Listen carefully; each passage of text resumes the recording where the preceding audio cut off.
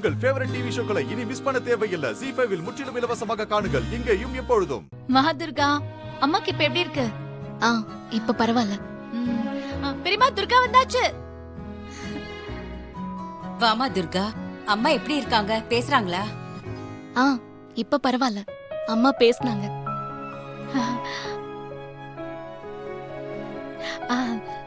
பெரியமா, தேவி ரொம்ப டயர்டா இருக்கா. கொஞ்சம் சாப்பிடறதுக்கு ஏதாவது குடுக்குறீங்களா? செல்லம், வாமா.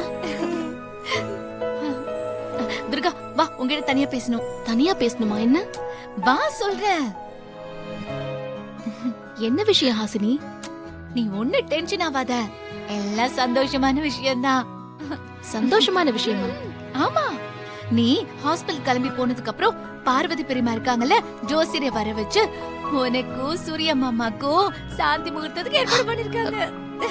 இன்னைக்கு நாள் நல்லா இருக்கா. இன்னைக்கு உங்க 2 பேருக்கும் ஃபர்ஸ்ட் நைட். ஐயோ ஹாசினி, இப்போ எதுக்கு தேவையில்லாம அந்த ஏற்பாடுலாம் பண்ணிட்டு இருக்கீங்க? அதெல்லாம் வேண்டாமே. வேண்டாமா? என்ன பேசுற நீ?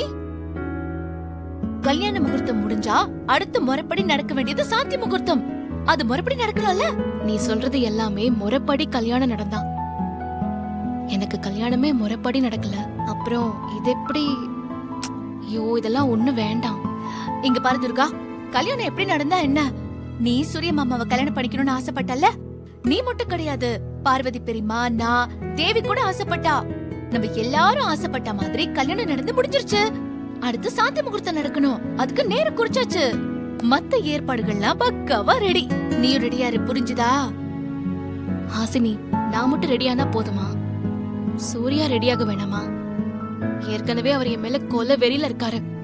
இதுல இந்த ஃபர்ஸ்ட் நைட்லாம் தேவையா? இப்படி ஒரு ஏற்பாடு பண்ணது அவருக்கு தெரிஞ்சதுன்னு வெச்சுக்கோ, அவ்வளவுதான். அதெல்லாம் ஒண்ணு வேண்டாம், விட்டுரு ஹாசினி. சூரிய மாமாவை நினைச்சு நீ ஒண்ணும் பயப்படவே வேண்டாம்.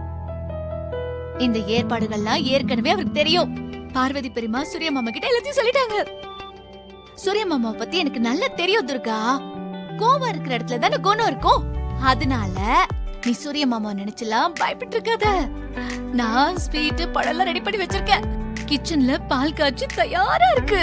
மல்லிகைப்பூ வாங்கி ஃபுல்லா கட்டி வச்சிருக்கேன். நீ போய் ஃபர்ஸ்ட் புடவை மாத்திட்டு வா, நான் உனக்கு பூ வச்சு விடுறேன். ஐயோ ஹாசினி, அதெல்லாம் வேண்டாம். நான் தேவியும் சூர்யாவும் ஒன்னா இருக்கணும்னு ஆசைப்பட்டேன், அவ்வளவுதான். இதெல்லாம் வேணாம், சொன்னா கேளு.